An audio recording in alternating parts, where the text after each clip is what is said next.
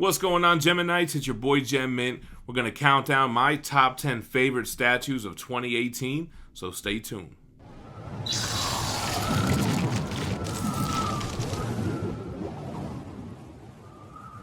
Alright guys, so this is my top 10 list on the statues that I purchased in 2018.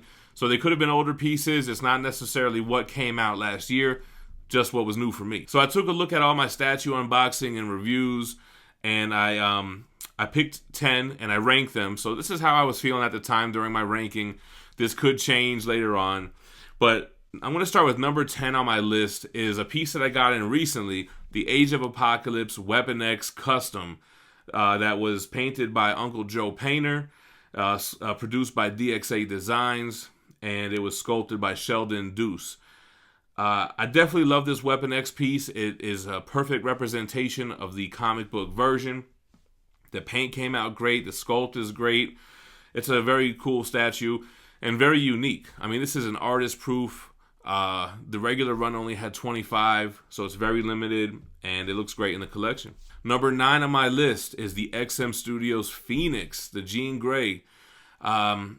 I never really thought I was a translucent resin type of guy until I got this piece in there. And I just love how big that flame Phoenix is and the translucency of it. It looks great. I like the Jean sculpt. She does feel a little bit oversized. The whole statue is oversized. I mean, the base is huge. The flame is huge. But I really like it. It has a lot of presence. It's a piece that I never think about selling. I can't wait for the Dark Phoenix one, which doesn't have translucent resin. But this one I really like. It really feels like a special piece. Number 8 is the only statue out of this list that I no longer have. Everything else on this list I still own, but this one is a piece that I decided to sell. But it still makes number 8 on my list. It's the Maniac Venom statue by Salt and Pepper Studios. It was a really cool statue, man. I thought it was a cool concept. It was the first time you really got the Mark Bagley portrait. The thing with this statue is that it's one of the few times a statue that I bought appreciated in value that I was willing to get rid of, right? Like other pieces that have gained value, I'm like, I would never sell them anyway. But this one significantly increased in value, and it wasn't going to be the definitive Venom for me, so I decided to sell it to somebody who asked, and they were very happy with it. It's still on my top 10 list. It ranks it at number 8, but had to let it go. Number 7 on this list is another symbiote. This is the Prime One Studios Anti-Venom. And when I was scrolling through my unboxing and review videos, I just remembered how impressed I was when I opened the box and lifted out the body, on how massive it was and how detailed the sculpt was and how the paint was and in the white symbiote. And it was really impressive. It's still in the collection today, waiting for his brother, Prime One Venom. And number 7 on the list. Number 6 on the list is an XM Studios piece that is another Spider-Man villain. This is Matt Gargan, the Scorpion. I'm not really happy with how that video came out. I should have had more headroom, so it always bothers me when I go back and look at that one. But what doesn't bother me is when I look at the piece inside the collection.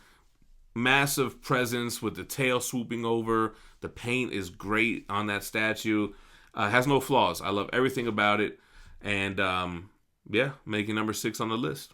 Number 5 on the list, another one, XM Studios Vulture.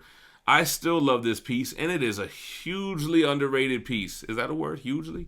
It is underrated like a mug. This was another one, when I unboxed it and when I assembled it, I was in awe. I even had to include the clip in our compilation wrap-up video. Man, such a massive piece, so much presence. The details on the feathers, on the wings, the wingspan itself. It's an awesome piece, man. I just wish I was able to display it on its top tier level on that base, because the way I have it now, he's like on the middle tier. But it still looks good in that packs up there next to Carnage.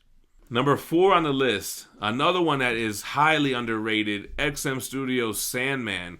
It was tough for me to pick which one was better over the two, Vulture or Sandman. But Sandman is another one that I was in awe of when I opened it up. I always say it's like one of my, if not favorite, Spider-Man villains pieces from XM. I love the width and the different arm options that you have, the different head options. I love the sand graininess to the sand parts of the base and the arms. And I just think Sandman is one of the best XM Studios pieces out there. Number 3. So this is one that I feel was statue of the year for 2018. As far as statues that I received in 2018, it's still up there, but it's going to rank it at number 3. The Thanos on Throne maquette by Sideshow Collectibles. I love that piece. I really need to put a mirror behind it so you can see the back of the throne while it's being displayed. I love the throne. You know, there was a lot of debate on, is it just because it's a throne piece? And I don't think that's the case. I think the detail on the throne, the paint apps on it, the size of Thanos, it was a big undertaking for Sideshow too, man. Try to think of something as massive as that before. That wasn't like a half scale or life-size bust. Very dense piece. I love it. Number 2. Call it a throne thing, but the XM Studios Magneto on Throne, Grail piece for sure. Don't let anybody tell you that it's not a Grail, because the storytelling of it, the sculpt of that Sentinel hand throne, the paint on it. The only gripe with it is that it does feel a little underscaled as far as Magneto's body, but I don't know if it was because they were worried that the hand was already so big. I don't know. Magneto could have been a little better, but even with that nitpick, it's still number 2 on my list. It is one of my favorite statues in my collection, and I think it's just an awesome piece. The number 1, and this is not going to come to a surprise to many, but this was this my first custom piece? It is the Weapon X sculpted by Alejandro Pereiro. I probably butchered that.